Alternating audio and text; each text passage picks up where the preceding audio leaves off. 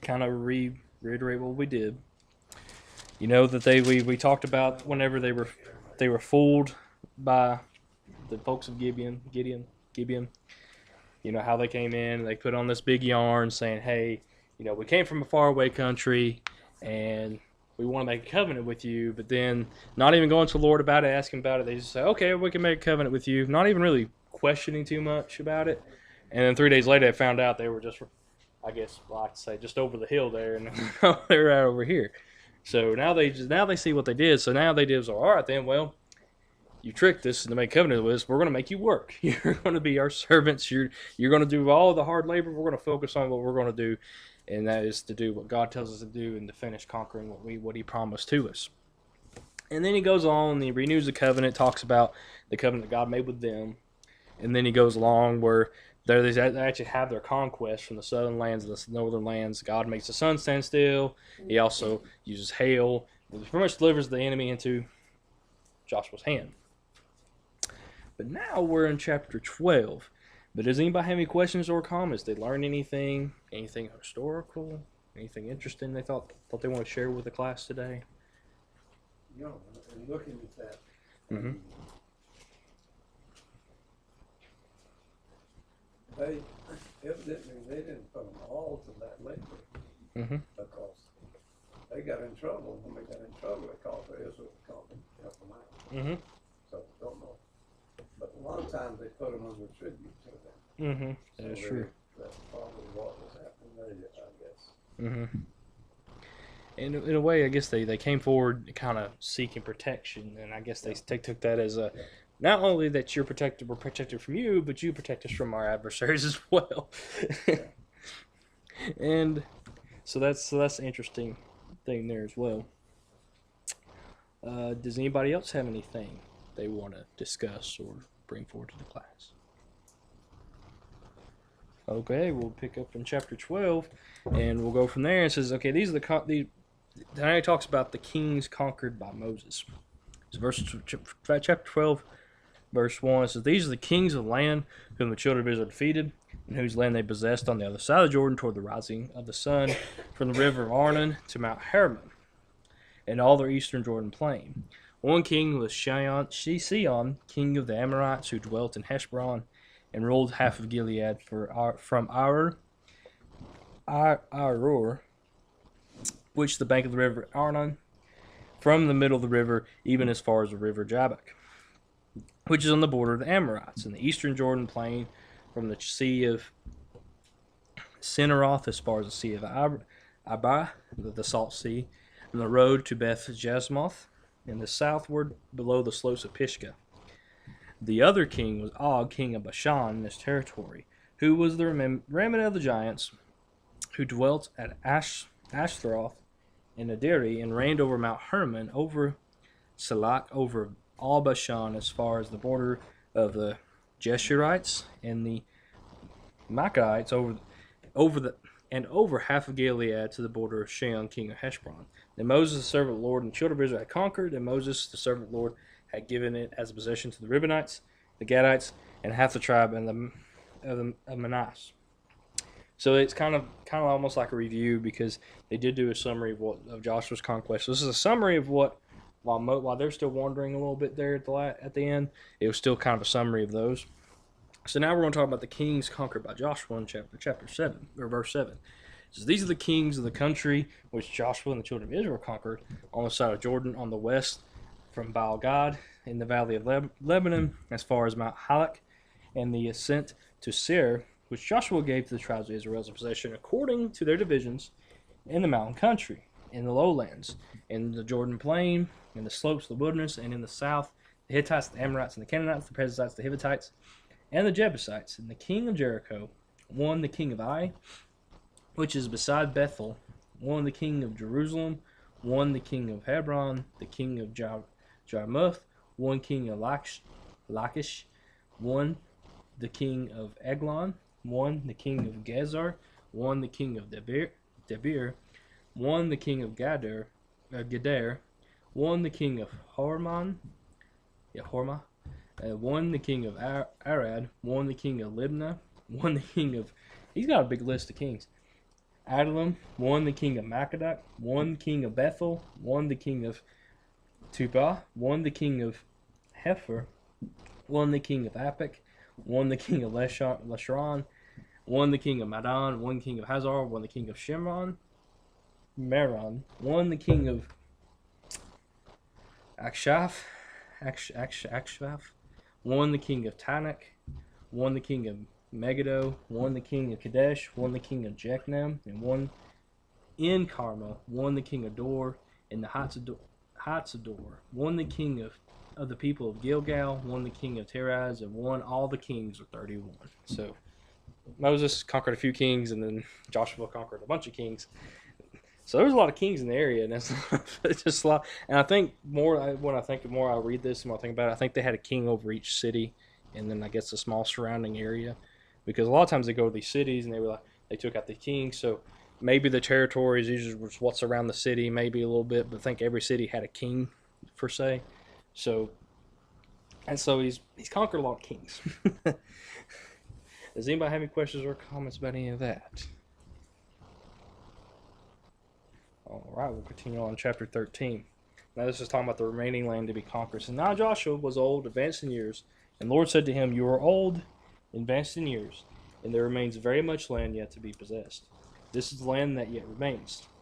All the territory of the Philistines, and all that of the Geshurites from Seir, which is east of Egypt, as far as the border of Ekron, northward, which is counted as Canaanite, the 5 lords of the Philistines, the Gazites, the Ashdodites, the Ashkelonites, the Gittites, the Ekronites, the Avites from the south, all the land of the Canaanites and Marah that belongs to Sidonians, as far as Aphek, the border of the Amorites, and the land of Gabalites, and all Lebanon toward the south toward the sunrise from Baal-Gad, below Mount Hermon as far as the entrance of Hamath, all the inhabitants of the mountain from Lebanon as far as the brook Mesphroth from all the Sidonites, or for the Sidonians.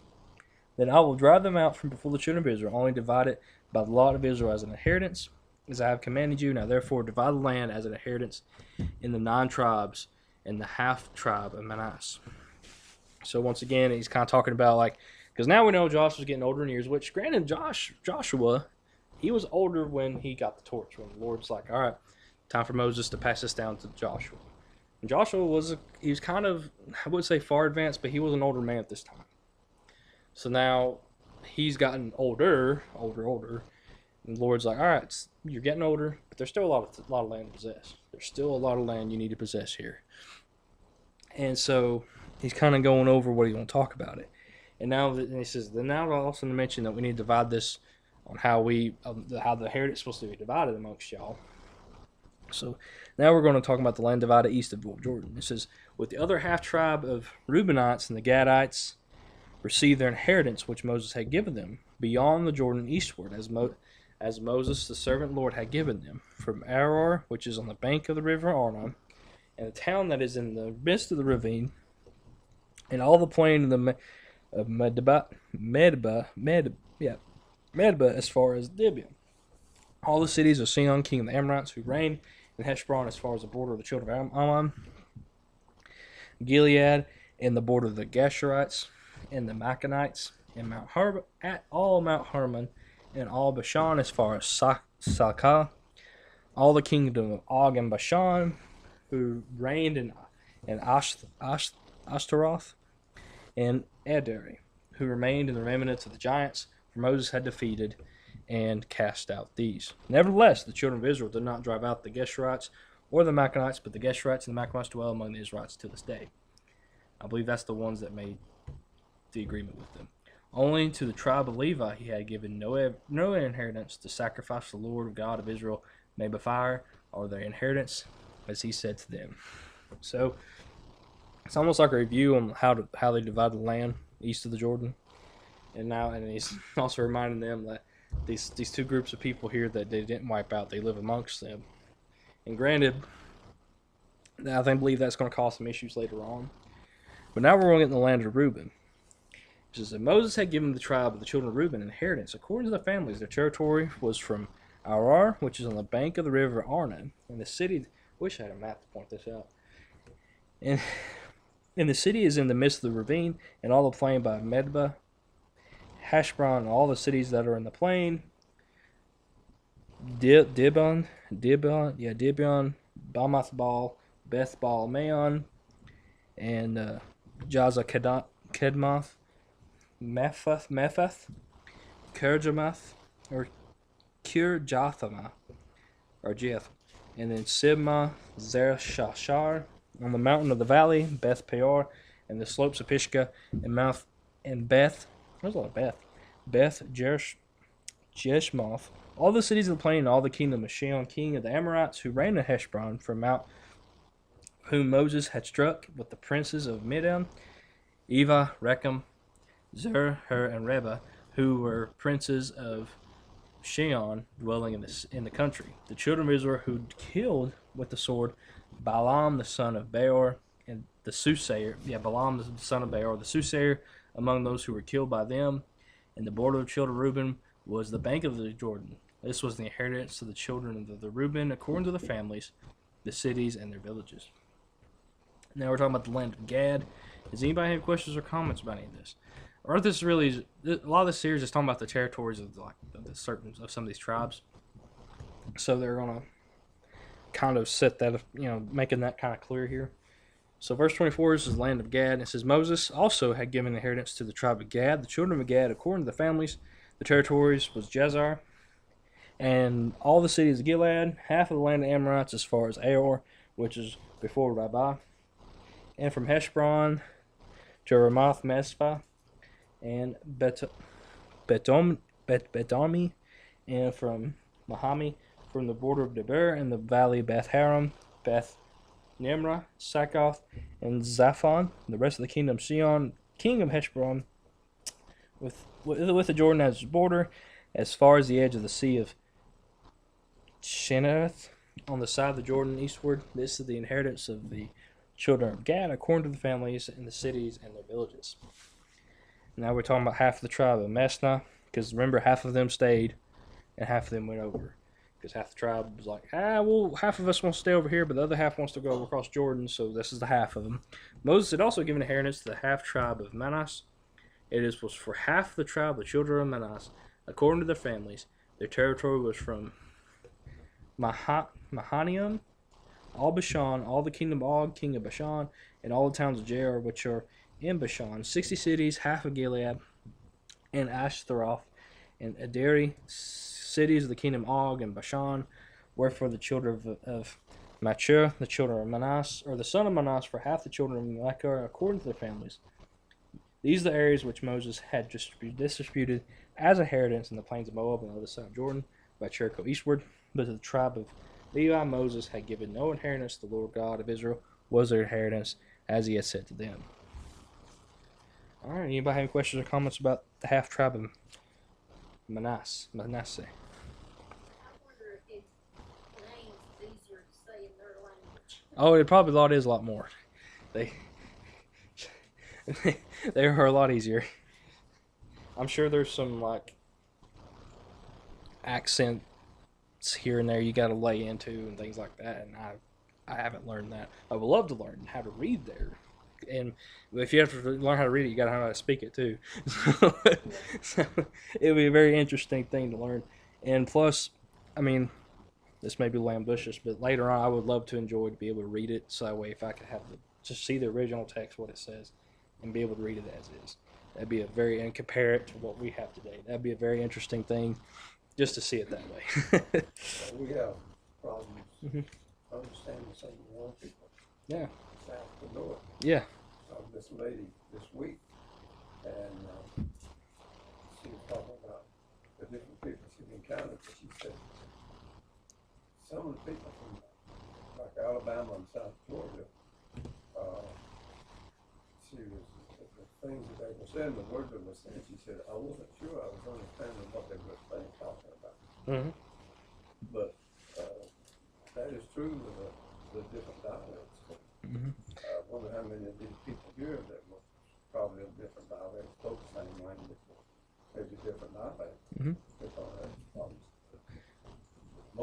names, Mm-hmm. they would probably, the way we pronounce them, they probably wouldn't recognize those across the way. No, Because no, they would I'm not. serious if we pronounce them like they Mm-hmm. And I'm sure the dialects probably got a little heavier and a lot different the longer that once they finally settled in from the different territories. I'm sure it probably gotten more different over time as well, which is pretty impressive too. But They probably don't just all of us speak the same language in the same cities they got. oh yeah, oh yeah, that's for sure. That's for sure. Does anybody else have any questions or comments about any of this? All right, chapter 14. We'll talk about. A lot of this Mhm. is showing, what God had promised to them, Mm-hmm. how He fulfills Mm-hmm. those promises. Mhm.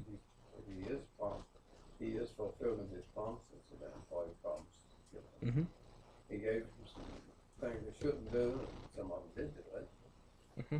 Some of them didn't do all that He asked them to do, and He told them if you don't, then there'll be thorns in your side. There'll be Mm-hmm. problems for you. Oh yeah. Oh yeah. Oh yeah. And this is kind of like you said. This is a good way to look back. And granted, just like okay, this is what they did. This is what they received. But also, yeah, God fulfilled His promise. He fulfilled His prophecies and things like that. But He, like you said, they also, on their own doings and on their own terms, they gotten thorns in their sides. and like the more you get into it, the more you'll see it and things like that. All right. Anybody else have any questions or comments? A lot of this is pretty straightforward. I mean, I can't really go much deeper unless I have a map and actually have if I actually had history, something right here to tell you. A lot of it's pretty straightforward, though. It's just, I wish I had a map to point it out. Like, say, this is where the territory here is, because this is where it's talking about here. Because it makes it a lot easier to understand once you have something to look at. It's like, okay, I see it. This is how they had divided.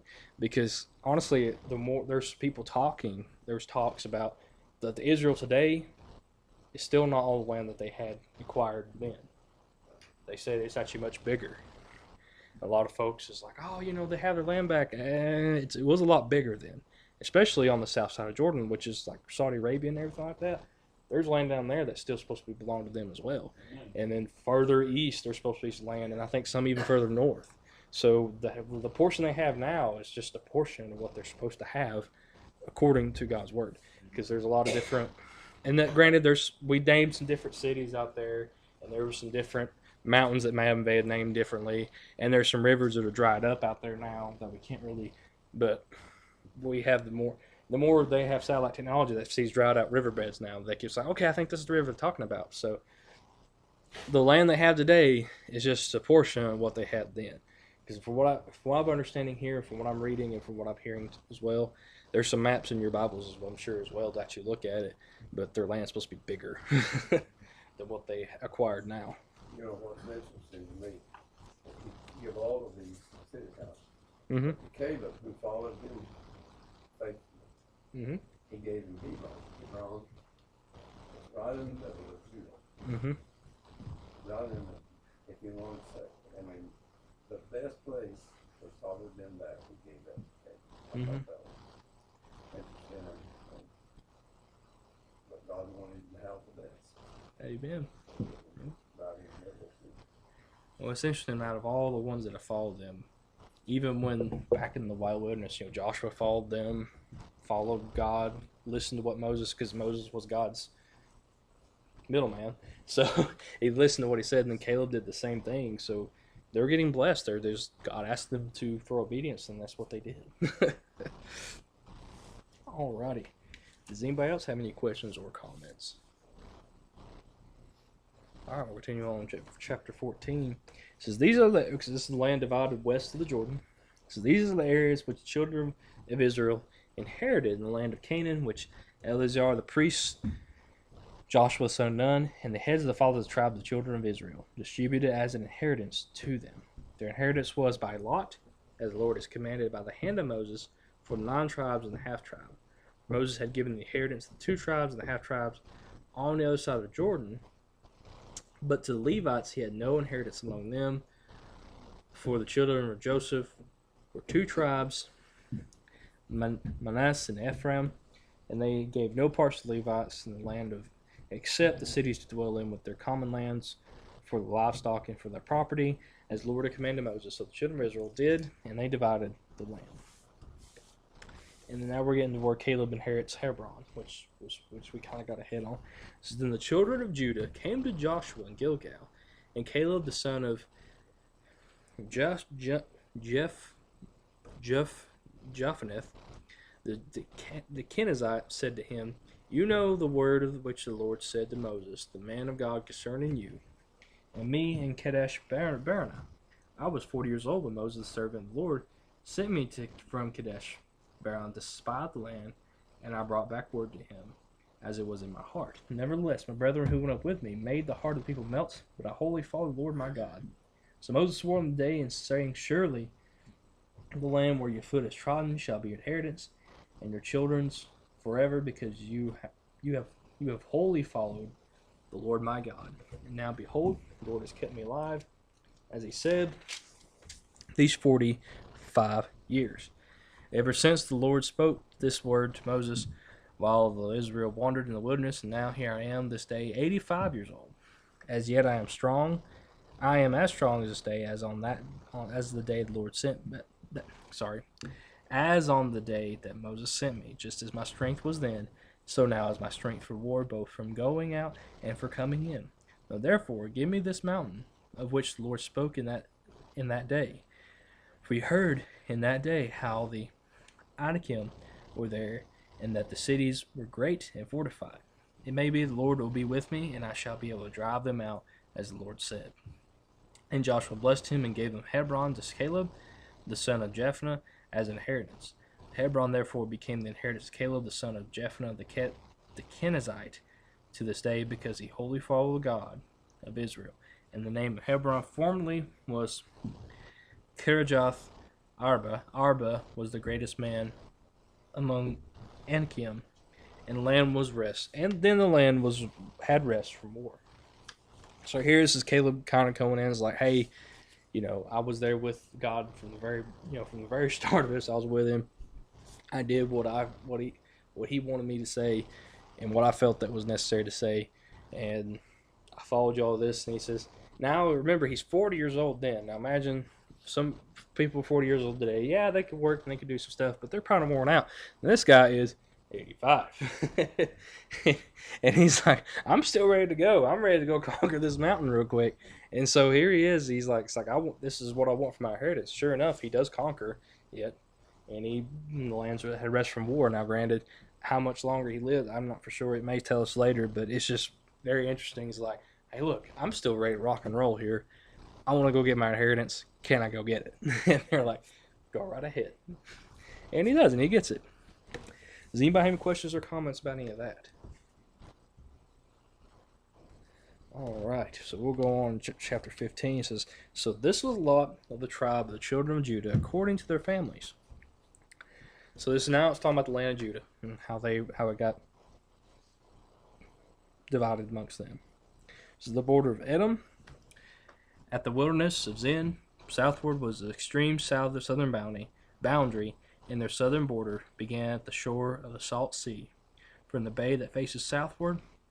Then it went out from the south side of the ascent of Akrabim, passed along to Zin, as ascended to the south of Kadesh Barnea, passed along to Hezron, went up from Adar, and went around to Karka. From there, it passed toward Asmon and went out of the brook of Egypt, and the border ended at the sea. This shall be your southern border. The east border was the Salt Sea as far as the mouth of the Jordan, and the border of the northern quarter began at the bay of the sea of the mouth of Jordan. The border went up to Beth Hogla and passed north of Beth Arba, and the border went up to the stone of Bohan the son of Reuben, and the border went up toward Debir from the valley of Achor, and turned northward toward Gilgal, which is before the ascent of Adumim, which is on the south side of the valley. The border continued toward the waters of En Shemesh and ended up in Rogel, and the border went up by the valley of son of Hinnom to the southern slope of the Jebusite city, which is Jerusalem. The border went up to the top of the mountain that lies before the valley of Hinnom, westward, which is at the end of the valley of Raphaim, northward. And the border went around from the top of the hill to the fountain of the water of Nephthah, and extended the cities of Mount Ephron, and the border went around to Baalah, which is Kirjath Jearim, and the border turned westward to Baalah. Mount Seir passed along to the side of Mount Jearim to the north, which is Chaslon, went down to Beth Shemesh, and passed on to Timnah, and the border went out from the side of the Ekron northward, and the border went around to Shikron, passed along to Mount Baalah, and extended to Jebneel, and the border ended at the sea. The west border was the coastline of the Great Sea. This is the boundary of the children of Judah, all along according to their families. So that kind of describes the land of Judah. Does anybody have questions or comments about that? I think Judah also had a pretty big territory as well. As it was divided amongst themselves, they had a good sized territory. All right. Anybody have questions or comments about any of that? All right, we'll continue on verse 13. It says, "Now to Caleb, the son of Jephunneh, and he gave a share among the children of Judah, according to the commandment of the Lord of Joshua, namely, Kirjath Arba, which is in Hebron. Arba was the father of Anak. Caleb drove out 3 sons of Anak from there, Shishai, Iman, and Talmai, the children of Anak. And then he went up from there to the inhabitants of Debir. Formerly the name of Debir was Kirjath Sefer. And Caleb said, He who attacks Kirjath Sefer and takes it, to him I will give Aksha, my daughter, as wife. So Othniel, the son of Kenza, the brother of Caleb, took it and gave him Aksha, his daughter, as a wife. Now it was so when she came to him that she persuaded him to ask her father for a field. So she dismounted her donkey, and Caleb said to her, What do you wish? She answered, says, Give me a blessing, since you have given me land in the south. Give me also springs of water. So he gave her the upper springs and the lower springs. So in that little event there, apparently they must have had a hard time taking the city, or he was just kind of focused on other cities or something like that. Didn't really say. And he's like, all right, whoever takes this one, I'll give my daughter as a wife. And sure enough, Othniel does this, and so now he receives her as his wife. And so she's like, okay, well, how about I just talk to him, persuade him into getting some fields or some springs of water? And sure enough, she goes ask him, and Daddy loves his daughter, and he's like, yes, I'll give you these things. So he gives that as her inheritance as well. All right, and then now we're talking about the cities of Judah, which is a bunch.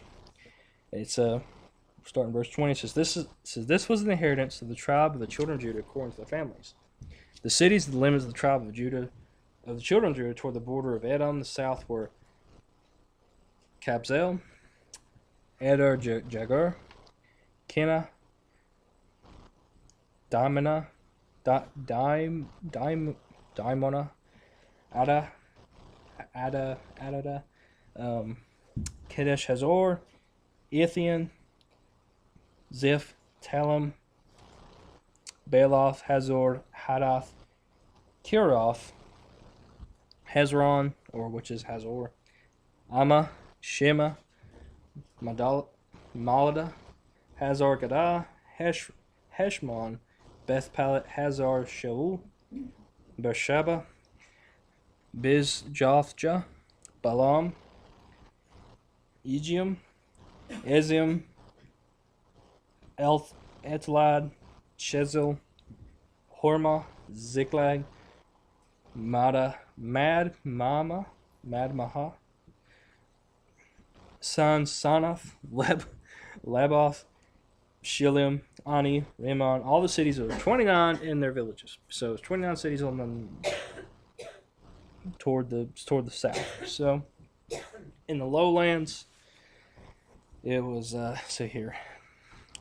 Esthal, Zora, Ashna, Zana, In Ganium, Tapva, Enam, Jermuth, Adalam, Soka, Azka, Shariam, Adithium, Gedera, and Gadarathium. 14 cities with their villages. Zana, Hadash, Migdal-gad, Dilians, Mizvah, Jokthith, Lachish, Bozkath, Eglon, Cabon, Lamas, or Cabon, Kithlish, Gederath, Beth Dagon, Nama, Makeda, 16 cities with their villages, and then Libnah, Ether, Ashan, Jephath, Ashna, Nezib, and then Kelon, Agzib, Masha. 9 cities with their villages is Ekron with its towns and villages, from Ekron to the sea, all that lay near. Ashdod with their villages, Ashdod with its towns and villages, Gaza with its towns and villages, as far as the brook of Egypt, the Great Sea, which is with its coastline. And this is in the mountain country, is Shamir, Chadir, Soko, Dana, Kirjath, Sanaa, which is Dibir, Anab, Eshtra, Anim, Goshen, Holon, Gilo. 11 cities with the villages and there's Arab, and then Duma, Eshian, Judah, Beth, Tefa, Aphakut, Humat, Kirjath, Arba, which is in Hebron, and the Zior. 9 cities with their villages: Maon, Carmel, Zepha, Jetta, Jezreel, Kodam, Zona, Cain, Gibeah, and Timah. 10 cities with the villages is Halhu, Beth Zur, Gedron, Marath, Beth Arnon, and El Tikon. 6 cities with the villages is Kirjath Baal, which is Kirjath Jearim, and Rabbah. 2 cities in the villages in the wilderness is Beth Arba, Midian, Shekha, Nibshan, the city of salt, and En-gid. 6 cities with the villages. As far as for the Jebusites and the inhabitants of Jerusalem, the children of Judah could not drive them out, but the Jebusites dwell in the city of Judah at Jerusalem to this day. So apparently, had a hard time driving out the Jebusites. Does anybody have any questions or comments about any of those cities and their locations? Because I don't know their locations quite yet, but I don't know if I pronounced half of them right, so my apologies if I didn't. If anybody knows, you could correct me. It's like, I know. So my apologies about dragging y'all through that. So that just talks about all the cities there within Judah. Kind of makes it easier to understand the boundaries, I guess. Like I said, if I had a map, it'd be a lot better to understand. So there's that. Mm-hmm. Yeah, if you have a map in the back, that should be able to help. Mm-hmm. Mm-hmm. You really could. If you had a map in the back, you could look at it and start comparing. But that's all I really have on that one. But does anybody have any questions or comments about anything? Anything they've learned? Anything they want to add to it? All right. I think from here on, it really talks about is how the land is divided, really. And it talks about Joshua's inheritance, the city's refuge. It talks about cities of Levites, and then so on and so forth. All right. Well, I think I'm about to run out of time. Can't really tell because the light's reflecting off of it, so I'll give everybody a little extended recess here. Does anybody have any questions?